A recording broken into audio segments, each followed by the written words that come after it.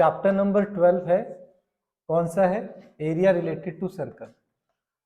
Area related to circle. First video में हम लोगों ने 2 क्वेश्चंस किए थे, है ना?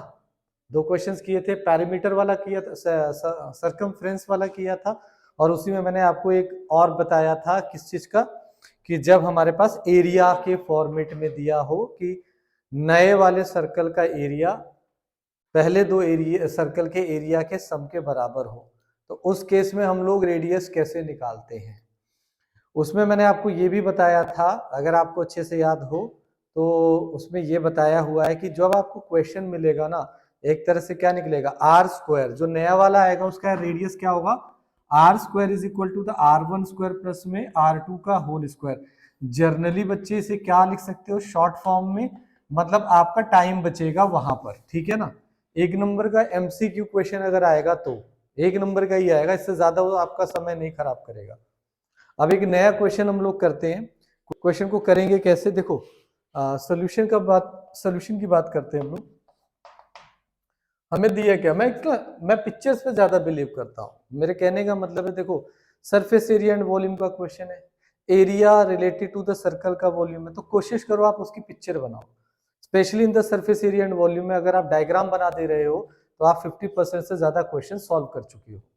बाकी काम बचा किसका, आपका कैलकुलेशंस का बचा और फॉर्मूला अप्लाई करने का। मेनली जो स्टूडेंट सोचते हैं कि हमने दिमाग में डायग्राम बना लिया और उसके बाद हम उसे अप्लाई करते हैं और सॉल्व करेंगे, तो उनकी गलती होने के चांसेस ज्यादा हो जाते हैं। तो मैं इसमें ना according to the question statement पढ़ता हूं। कहता है 2 सर्कल्स हैं, touch externally, the sum of their area is. 2 circle externally touch कर रहे हैं। देखो सर्कल आपस में टच किस तरीके से करते हैं वो मैं समझा देता हूं। एक सर्कल ऐसे है तो दूसरा सर्कल इस तरीके से है, तो इसको बोलते हैं internally touch. This is the internally touch, अंदर से टच कर रहा है, ठीक है। और एक सर्कल ऐसे है तो दूसरा सर्कल अगर ऐसे है, सॉरी थोड़ा सा पास बनेगा, दूसरा सर्कल ऐसे है मतलब यहाँ पे टच कर रहे हैं, इसे बोलते हैं एक्सटर्नल टच, ठीक है ना। Internal touch, external touch. तो क्वेश्चन में हमें एक्चुअल में दिया क्या, उसने क्वेश्चन में उसने हमें दिया है कि सर्कल जो है वो एक्सटर्नली टच कर रहे हैं, यानी बाहर से।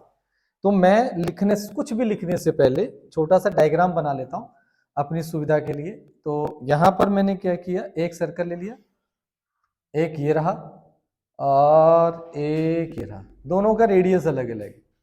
तो ये सेंटर O ले लो और इसका सेंटर ले लिया O' ले लिया, ठीक है ना।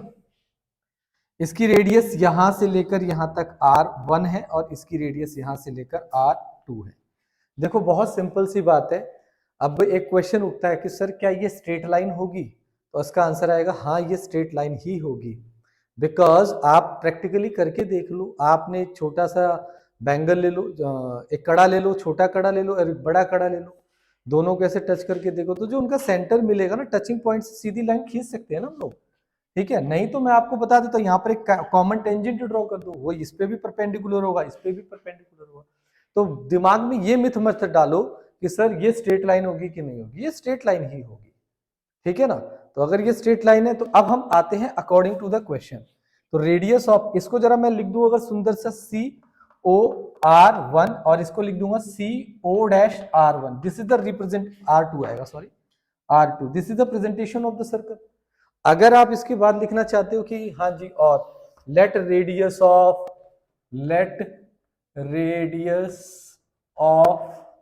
फर्स्ट सर्कल इज, उसका नाम क्या है, R1 सेंटीमीटर। मैं यहाँ पे क्या यूज कर रहा हूं, मैं यहाँ पर स्क्वायर यूज कर रहा हूँ। अच्छा यूनिट में उसने कुछ और भी दिया है क्या, पाई स्क्वायर सेंटीमीटर दिया है, स्क्वायर सेंटीमीटर आया, पूरा लिखना है ना, इससे हमें ये पता चलता है square centimetre and distance between the square centimetre. तो इट्स मीन मैंने रेडियस क्या लिया, सेंटीमीटर लिया, ठीक है ना, ब्लैंक नहीं ले सकता मैं, ठीक। उसके बाद सेकंड का लोगे, सेकंड की रेडियस क्या होगी, let radius of second circle वो कितना हो जाएगा, R2 सेंटीमीटर, ठीक है। अब एरिया उसने क्या बोला, ये तो हमने टच करा दिया, the sum of their areas, तो पहले वाले का एरिया क्या होगा, A1 is equal to the pi R1 का स्क्वायर एंड दूसरे वाले का क्या हो जाएगा, पाई R2 का स्क्वायर। लो जी R2 का square. According to the question, प्रश्न अनुसार हमारे पास एरिया A1 प्लस में A2 की जो वैल्यू है वो हमें कितनी दी है, 130 पाई दे दिया। कोई दिक्कत नहीं है, 130 पाई दे दिया। तो हमने क्या किया, यहाँ पर पुट कर दिया पाई R1 स्क्वायर प्लस में pi R2 square is equal to the 130 pi. Pi मैंने जल्दी काट दिया, जल्दबाजी मेरी तरह आप भी मत कीजिएगा। क्या होता है कि यहाँ पाई से एक पाई काट दिया, ऐसा बिल्कुल नहीं कर सकते हम लोग। हम पाई को पहले कॉमन लेंगे, R1 स्क्वायर R2 का square is equal to the 130 pi आ गया, पाई से पाई कैंसिल हो गया। आपके पास R1 की वैल्यू R2 स्क्वायर की वैल्यू कितनी आ जाएगी, 130। इक्वेशन नंबर 1 ले लिया। Also we have given, also हमारे पास एक चीज और है, ऑल्सो हमें क्या दिया है, कहता है and the distance between the centres is 14 centimetre. Distance between का मतलब ओ ओ डैश, आपके पास O O dash is equal to 14 centimetre है। अब ओ ओ डैश को क्या लिखोगे आप, R1 प्लस में R2 is equal to the 14 centimetre. अब यहां पर यूज होने वाली एक बेहतरीन फॉर्मूला, वो बेहतरीन फॉर्मूला क्या है वो जरा देख लेते हैं। एक्चुअल में हमारे पास एक फॉर्मूला होता है ए स्क्वायर प्लस में बी स्क्वायर, इसके दो फॉर्मूले बनते हैं, है ना। मैं दोनों यहां पर मेंशन कर दे रहा हूं ताकि आपको समझने में कोई प्रॉब्लम ना हो। एक फॉर्मूला बनता है ए प्लस में बी का होल स्क्वायर माइनस 2ab, एक बनता है a माइनस बी का होल स्क्वायर प्लस 2ab। अगर आपको समझ में नहीं आ रहा है तो आप इसे ओपन करके देख लीजिए, इसे होल स्क्वायर है, ये एरो में छुप गया, एरो पीछे कर देता हूं थोड़ा सा, ये होल स्क्वायर है। अगर आप इसे ओपन करते हो ये क्या ओपन होगा, a square plus B square plus 2ab, तो माइनस 2ab से खा जाएगा, क्या बनेगा a square plus B square. अगर आप इसे ओपन करते हो a square plus B square minus 2ab plus 2ab उसे खा जाएगा, आपका ये बनेगा। अब हमें डिसाइड करना है कि हमें कौन से फॉर्मूले को यूज करना है। तो हम इसको ये हमारे पास पार्ट है, तो इस स्टेप पे ना हमारे पास दो रास्ते आते हैं। एक, या तो हम इसे डायरेक्टली यूज कर लें, ठीक है ना, एक या तो हम इसे डायरेक्टली यूज कर लें, दूसरा या तो हम क्या करें, कुछ और टेक्निक्स लगाएं, इस वाले फॉर्मूले को यूज करने की कोशिश करें। ठीक है, जो आपको समझ में आता है वो आप करिए। बिकॉज अगर आप squaring on the both side करके सॉल्व करते हो तो आपको ये मिल जाएगा, इसकी जगह रिप्लेस करके करोगे। अगर आप डायरेक्टली यूज करते हो, वी नो, हम जानते हैं, वी नो क्या हो जाएगा, R1 का स्क्वायर प्लस में R2 का square is equal to the R1, मैं प्लस का यूज करूंगा, प्लस है मेरे पास R1 R2 whole square minus 2R1 R2 आ जाएगा। तो पिक्चर तो अभी बाकी है, खत्म थोड़ी ना हुई है। तो इस केस में क्या हुआ, इसकी वैल्यू आपके पास ऑलरेडी है, इसकी वैल्यू कितनी आ जाएगी, 130 ऑलरेडी दिया हुआ था, 14 का स्क्वायर आ गया माइनस में 2R1 R2 आ गया। तो ये अभी भी खत्म नहीं हुआ है, फिर से करते हैं। क्या था, 130 माइनस में 196 ये आ जाएगा माइनस 2R1 R2 आ गया। इसे आप सॉल्व कर लीजिए, 130 माइनस में 196 is equal to minus 2R1 and R2 आ गया। ठीक है, ये हो गया। अब इसमें से माइनस करोगे कितना आ जाएगा, 6 बचेगा और 3 बचेगा ना, माइनस का 36 आ गया, माइनस 2R1 एंड R2 आ गया, यहां से कैंसिल कर दो 66, सॉरी ये आ जाएगा 66, यहां से कैंसिल करोगे कितना आ जाएगा, 33 आ जाएगा। तो R1 R2 की वैल्यू कितनी आ गई, 33 आ गई। ठीक है, यहां अभी भी हम अटके हैं, अभी भी हमारा आंसर थोड़ी ना आया है, ये एक प्रॉब्लम है हमारे लिए। तो अब मैं क्या करूंगा, मैं यहां से R1 की वैल्यू निकाल लूंगा, R1 की value 33 divided by the R2 आ गई।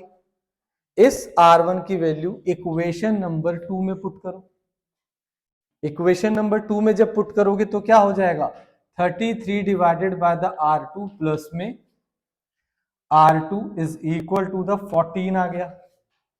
यहां से क्या बनेगी, एक क्वाड्रेटिक इक्वेशन, जैसी आपने लिखोगे 33 प्लस में R2 का होल स्क्वायर, ये एलसीएम लेके 14 R2 ये आ गया। तो ये आपके पास क्वाड्रेटिक इक्वेशन बन गया।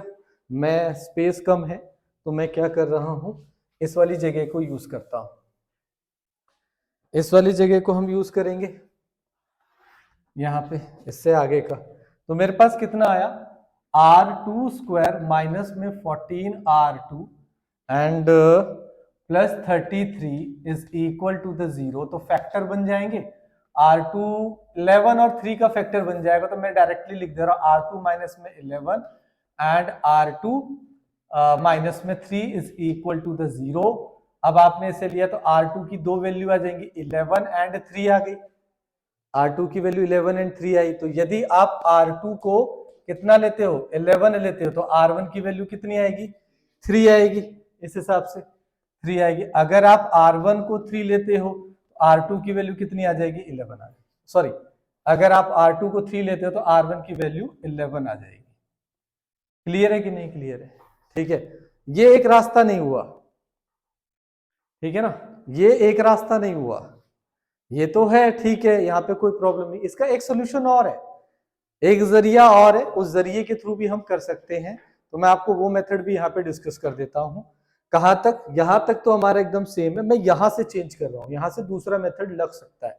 वो क्या है वो देखते हैं जरा। इरेज कर देता हूं मैं यहाँ से इतना पोर्शन, बाकी तो सेम रहेगा।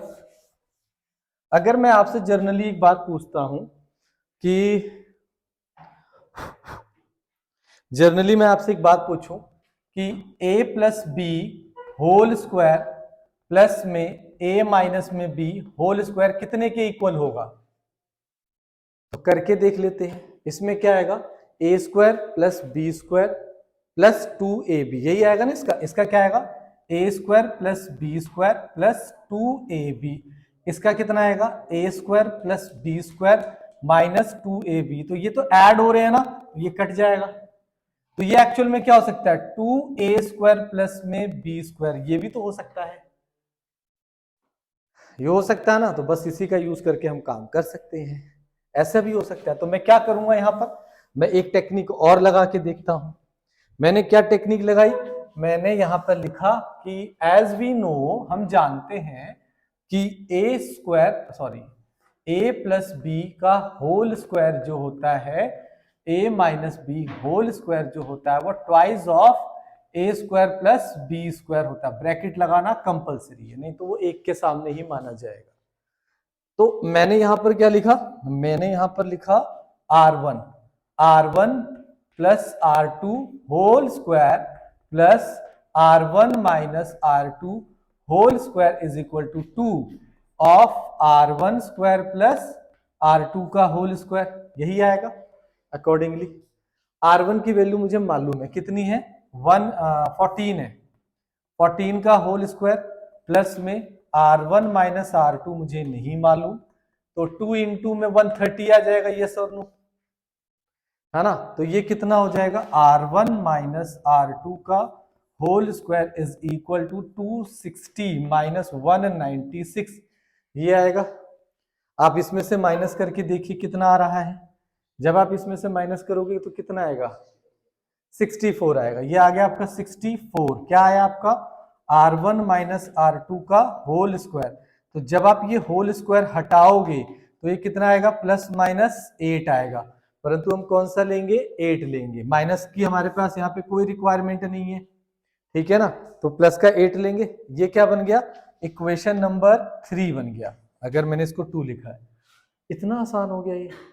अब मैं क्या करूंगा, वी हैव R1 प्लस में R2 इज ऑल्सो 14 सेंटीमीटर, ये कट गया। 2R1 is equal to the कितना आएगा, 22। तो कैंसिल करके 11, R1 की वैल्यू 11 आ गई, तो R2 की वैल्यू कितनी आ गई, 3 आ गई।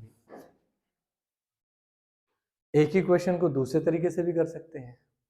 सो आपका प्रेजेंस ऑफ माइंड बोलता है कि आप कैसे कर रहे हो, आपने कैसे प्रैक्टिस किया हुआ है। मुझे उम्मीद है ये वाला क्वेश्चन आप लोगों ने नहीं देखा होगा कभी, ठीक है ना, सैंपल पेपर वगैरह में भी नहीं देखा होगा, बट ये क्वेश्चन इंपॉर्टेंट है मेरे पॉइंट ऑफ व्यू से। तो आप लोग एक बार करके देख लीजिएगा। मतलब 2 से 4 मतलब 1 मार्क का तो आएगा नहीं, उससे ऊपर का ही आएगा। पूरी की पूरी प्रेजेंटेशन मैंने आप लोगों के सामने लिखी है। किसी भी क्वेश्चन को अटेम्प्ट करने का बेस्ट प्रेजेंटेशन तरीका होता है, आप उसको प्रेजेंटेशन जितना अच्छा करते हो ना, उतने ही आपके मार्क्स मिलने के चांसेस बढ़ जाते, ज्यादा अच्छा मतलब टीचर देता है उसे मार्क्स तो देने ही है, ठीक है ना। अच्छा आगे चलते हैं और क्वेश्चंस पे। तो मैं एक काम करूं, मैं एक काम करता हूं, मैं आपको ना एक और क्वेश्चन दे देता हूं, एक ऐसा क्वेश्चन ना जिसके अंदर सेम प्रोसीजर लिखा हुआ है। सेम प्रोसीजर का मतलब ये पूरा क्वेश्चन सेम है, ये पूरा क्वेश्चन सेम है, सिर्फ और सिर्फ दो चीजें चेंज है। मैं क्वेश्चन चेंज कर रहा हूं, ब्लू पेन से मैं न्यू चेंजेस कर रहा हूं इसमें। टू सर्कल टच इंटरनली, क्या लिखा मैंने, इंटरनली, ठीक है। Two circle touch internally, internally touch करते हैं and sum of their area is, sum of their area is 116 pi, समझ में आया, sum of their area is 116 pi and the distance between their centres is कितना आया, 6 centimetre, 6 centimetre. तो ये आपके लिए होमवर्क हो गया, एक तरीके से प्रैक्टिस करने के लिए आपने प्रैक्टिस करना है कि किस तरीके से सॉल्व करें। जो आप करना चाहो, जैसे दोनों में से कोई सा भी मेथड आप लगाना चाहो आप लगा सकते हो, ठीक है ना। तो इसीलिए किसी भी क्वेश्चन को जब हम करते हैं तो अगर उसका दूसरा पॉइंट भी है तो उसे भी पढ़ लेना चाहिए, ठीक है, क्योंकि ये जो दिमाग है ना मेन चलता है प्रेजेंस ऑफ माइंड पर जब आप पेपर दे रहे होते हो, ठीक है। अच्छा ये भी क्वेश्चन नया सा लग रहा होगा, ठीक है ना, अच्छा क्वेश्चन है, ये समझने का क्वेश्चन है, कोई परेशानी नहीं है। आपने कुछ नहीं करना, अगर आप स्पीड को मीटर पर सेकंड में निकाल लो तो आप उसे कन्वर्ट कर दो किलोमीटर पर आवर में, कोई बड़ी परेशानी वाली बात नहीं है। मीटर पर सेकंड को किलोमीटर पर आवर में कन्वर्ट करना तो ऑलमोस्ट आता होगा सभी लोगों को, ठीक है, और किलोमीटर पर आवर को मीटर पर सेकंड में कन्वर्ट करना उल्टा कर देते हैं, बस ऐसे ही है। पर मैं आपको ना अभी यहाँ पे फिजिक्स में नहीं उलझाऊंगा, मैं फिजिक्स में नहीं लेके जा रहा कि भैया कन्वर्जन करो आप, मैं सीधा सीधा मैथमेटिक्स की बात करूंगा कि किस तरीके से हम दी हुई चीज का यूज करके मीटर किलोमीटर पर आवर में आंसर निकाल सकते हैं, ठीक है। तो सॉल्यूशन की बात करते हैं, ये रहा सॉल्यूशन। तो जैसा कि उसने हमें एक व्हील दिया है, ये रहा एक व्हील, ये व्हील है, इस व्हील का जो डायामीटर है वो कितना है, इस व्हील का जो डायामीटर है, इस व्हील का जो डायामीटर है वो कितना दे दिया उसने, 84 डायामीटर, जो डायामीटर है वो दिया है 84 सेंटीमीटर। तो इसकी जो रेडियस हो जाएगी, रेडियस हमारे लिए लिखना जरूरी है, r is equal to the 42 centimetre, कोई दिक्कत नहीं है। अब ये व्हील जो है वो घूम रहा है, ये हॉरिजॉन्टल है, इस पे घूम रहा है, ऐसा मतलब व्हील है चक्कर काटेगा। रिवोल्यूशन का मतलब होता है, वन रिवोल्यूशन का मतलब होता है एक चक्कर लगाना, ठीक है, एक चक्कर लगाना। तो मैं ये देखता हूं, आप लोगों को प्रैक्टिकली समझाने की कोशिश कर रहा हूं कि एक रेवोल्यूशन जब ये घूमेगा तो ये कितनी दूरी तय करेगा। तो व्हील जो होता है ना, जब एक चक्कर घूमता है, एक किसी के पास बैंगल है, ठीक है, तो बैंगल हो या कड़ा हो काइंड ऑफ, तो इसमें बेटर मैं आपको ये समझाने की कोशिश करता हूं, ठीक है। ये देखते हैं, मैंने क्या किया, इस पे ना मार्क कर दिया, यहाँ पे मार्क कर दे रहा हूं, इस जगह को मैं ब्लू कलर से मार्क कर दे रहा हूं, और मैं ये कह रहा हूं ये रोटेट करेगा ऐसे, ये इसी पाथ पर रोटेट करना चाहता है, तो इस पाथ को मैं सपोर्ट दे देता हूं, ठीक है, यहां सपोर्ट दे रहा हूं मैं इसको, ये कहता हूं इसे रोटेट कराना है। तो जब मैं इसे रोटेट कराऊंगा, यहाँ पे देखो ये वाला ब्लू पॉइंट है, ये ऐसे रोटेट कर रहा है, ऐसे रोटेट करेगा, सॉरी, ये ऐसे रोटेट करेगा एंड रोटेट करेगा, पूरा एक चक्कर अभी नहीं हुआ है क्योंकि वो वापस नीचे नहीं आया है, वो वापस नीचे आ गया, तो इसे बोलते हैं वन रेवोल्यूशन। इसने एक चक्कर रेवोल्यूट किया, अपने एक्सिस पर एक चक्कर काटा, परंतु अगर ये एक चक्कर काट रहा है तो उस केस में क्या कर रहा है, ये हॉरिजॉन्टली मूव कर रहा है। तो जो इसकी हॉरिजॉन्टल लेंथ होती है, जब ये वाला पार्ट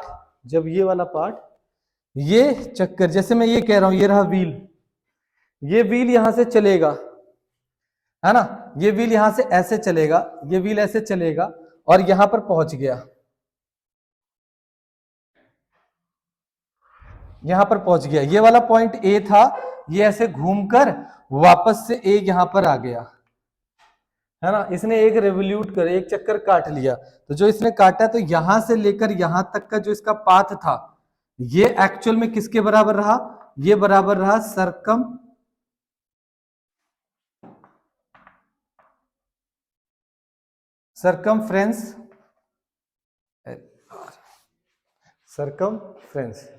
या फिर पेरीमीटर। सरकमफ्रेंस की स्पेलिंग क्या होती है भाई?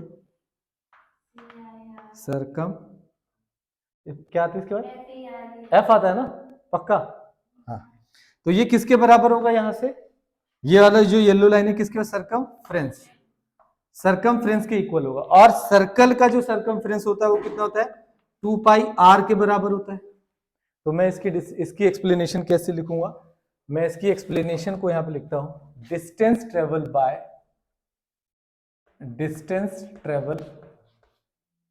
बाय व्हील in one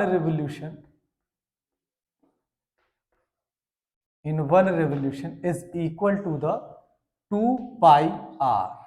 ठीक है, पर वो जो व्हील है, wheel card is moving 5 revolution per second, ठीक है ना, तो distance travel by wheel in 1 की जगह 5 revolution is equal to 5 into में 2 पाई आर, यस और नो, यही आएगा, हाँ या ना? ओके, तो 1 सेकेंड में, अब मैं सीधा distance travel in 1 second, 1 second कितना हुआ? 10 पाई आर हुआ सेंटीमीटर। हमें सेंटीमीटर दिया है, हाँ या ना दिया? ठीक है ना, सेंटीमीटर को क्या करोगे, मीटर में कन्वर्ट कर दो, तभी तो आप किलोमीटर बना पाओगे ना, है ना? यही तो आया, distance travel in 1 second, 1 second में इतना सेंटीमीटर जाता है according to the given data, क्योंकि 84 हमें सेंटीमीटर दिया था। सेंटीमीटर को मीटर में कन्वर्ट करने के लिए 10 pi are divided by the 100 कर दिया, किसमें कन्वर्ट हो गया? मीटर में, परंतु आंसर किसमें चाहिए?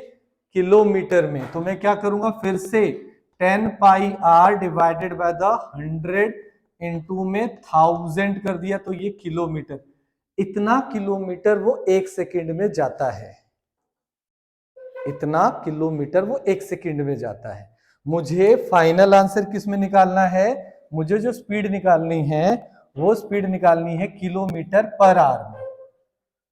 तो किलोमीटर पर आवर का मतलब क्या हुआ? मुझे 1 घंटे में तय की गई दूरी निकालनी है बस, तो वो किलोमीटर पर आवर हो जाएगा ना। स्पीड यही तो होता है ना कि डिस्टेंस ट्रेवल इन 1 आवर, वो मेरा जितना डिस्टेंस आएगा तो मेरी उसकी स्पीड क्या कहलाएगी? डिस्टेंस डिवाइडेड बाय 1 आवर वाली बात होगी। तो हमारे लिए क्या हो जाएगा? Distance travel in 1 hour, 1 hour, ये कितना हो जाएगा?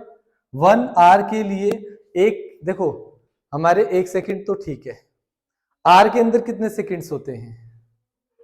3600 सेकंड्स होते हैं, ठीक है। अगर आपको कन्वर्ट करना है तो पहले आप निकालोगे 1 आवर में कितने मिनट हुए, मिनट के बाद पर मिनट में कितने सेकंड्स हुए, तो कितने होते हैं? 3600 से मैं क्या करूंगा, ये 36 सेकंड्स है ना।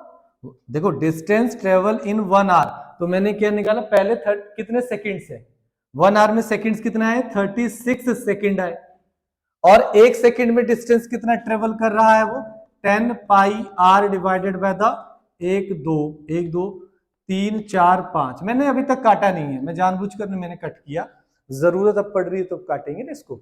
अब देखो जरूरत आराम आराम से कट रहा है, ये भी कट गया, ये भी कट गया और ये भी कट गया, अभी भी कटेगा पर मैं नहीं कैंसिल कर रहा हूं। 36 pi are divided by the 100 kilometre. तो जो स्पीड हो गई वो स्पीड कितनी आ जाएगी? स्पीड ऑफ व्हील कितना हो जाएगा? 36 पाई आर की वैल्यू रखनी है, पाई की वैल्यू रखनी है, then you solve it. 36 pi are divided by the 100 kilometre per hour, क्योंकि 1 आवर में उसने इतना डिस्टेंस ट्रेवल किया। Now put the values, 36 22 divided by 7, 84 का हाफ किया कितना आया? 42 आया, 42 आ गया and divided by the 100। Cancel out करो, ये कैंसिल होगा, कितना हो जाएगा 6 पे जाएगा। और भी चीजें कैंसिल हो रही हैं, जबरदस्ती कभी नहीं करना है। जैसे कि यहाँ पे लालच आ रहा है, सर 100 कट रहा है और आप काट के बैठ जाओगे। जैसे ही आपने 100 को उड़ाया, मैं आपको एक सजेशन दे रहा हूं, जब भी नीचे 100, 10,000 कुछ भी हो, जब तक उसके कंप्लीट जीरो नहीं कटते हैं उसे मत छेड़ो, उसे जिंदा रहने दो, ठीक है ना। उसके बाद आप क्या करो, इनको मल्टीप्लाई करो बस, देन इनको मल्टीप्लाई करें, उसे जिंदा रहने दो, वो पॉइंट के काम आएगा। अदरवाइज अगर आपने उसे छेड़ दिया, काट दिया, तो वो आपको फिर परेशान करेगा, कहेगा आप मुझसे डिवाइड करो जो भी नंबर मेरा बचा है। दैट्स वाई मैं 100 को काटने से मना करता हूं। सो मल्टीप्लाई करके बताओ कितना आ रहा है, फटाफट बताओ मल्टीप्लाई करके।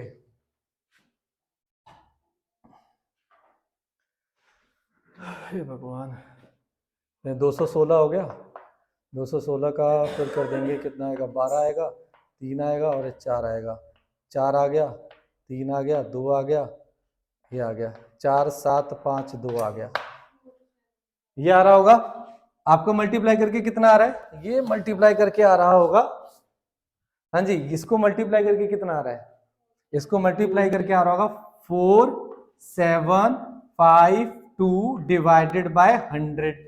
मैंने नहीं काटा था इसलिए, अब मेरे लिए आसान हो गया ना, किलोमीटर पर आवर। तो ये कितना हो जाएगा 47.52 किलोमीटर पर आवर। परंतु उसने क्या लिखा है, उसने लिखा है your answer nearest two kilometre, तो पॉइंट को आप हटा दीजिए और आप ऑप्शन में क्या लिखोगे, आपका आंसर हो जाएगा 48 किलोमीटर पर आवर। तो यदि एमसीक्यू में ऐसा क्वेश्चन आता है, किसी भी कॉम्पिटिटिव एग्जाम में आता है और वहां पर ये वर्ड लिखा होता है, तो आपको पॉइंट में आंसर नहीं मिलेगा। वहां पे जो ऑप्शंस होंगे आपके क्या होंगे, ऑप्शंस होगा एक तो 47.52 किलोमीटर, ये नहीं मिलेगा, 47 मिलेगा एंड 48 मिलेगा। तो आप किसकी तरफ झुकोगे, 48 की तरफ हम बेंड करेंगे भैया, क्योंकि 47.5 ऑनवर्ड आगे है, समझ रहे हो, व्हील तो इतना करेगा ही करेगा मिनिमम, तो अप्रोक्सीमेटली हम आगे की तरफ गए। तो हमारा final answer 48 kilometre per our लिखा गया। This is the good one question also. तो इसमें कई चीजें हैं and this is complete presentation. Okay, हाँ जी, हाँ जी, हाँ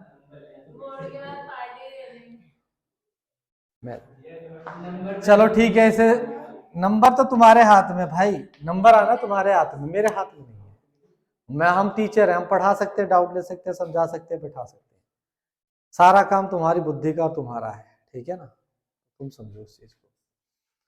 सॉल्यूशन की बात करते हैं, तो इस क्वेश्चन में पहले डायग्राम बनाना जरूरी है। तो मैंने क्या किया, एक सर्कल ले लिया, ये रहा सर्कल, सर्कल सर्कल सर्कल, ये सर्कल है, और वो कहता है कि इक्विलेटर ट्रायंगल के अंदर है। तो ये जो ट्रायंगल है, ये ट्रायंगल आपका इक्विलेटर ट्रायंगल है।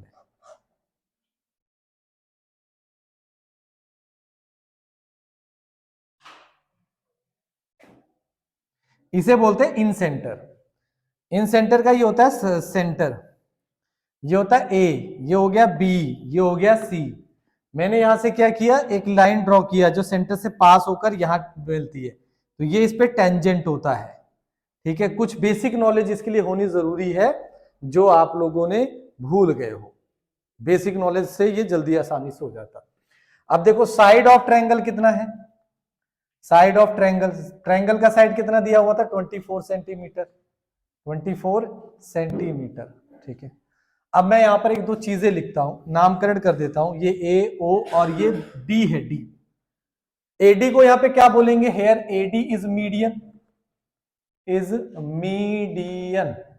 मीडियन जो होता है वो कितना होता है,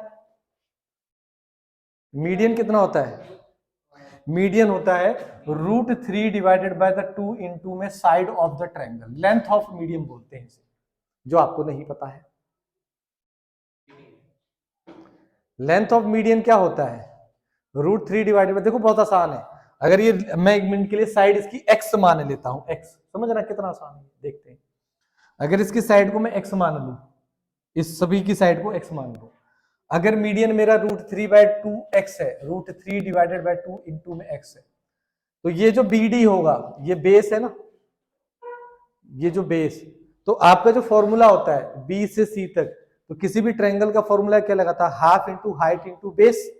तो आप क्या लगाओगे, हाफ इंटू में हाइट इंटू में बेस, तो कितना बना, √3 डिवाइडेड बाय 4x स्क्वायर बना कि नहीं बना, साइड का स्क्वायर।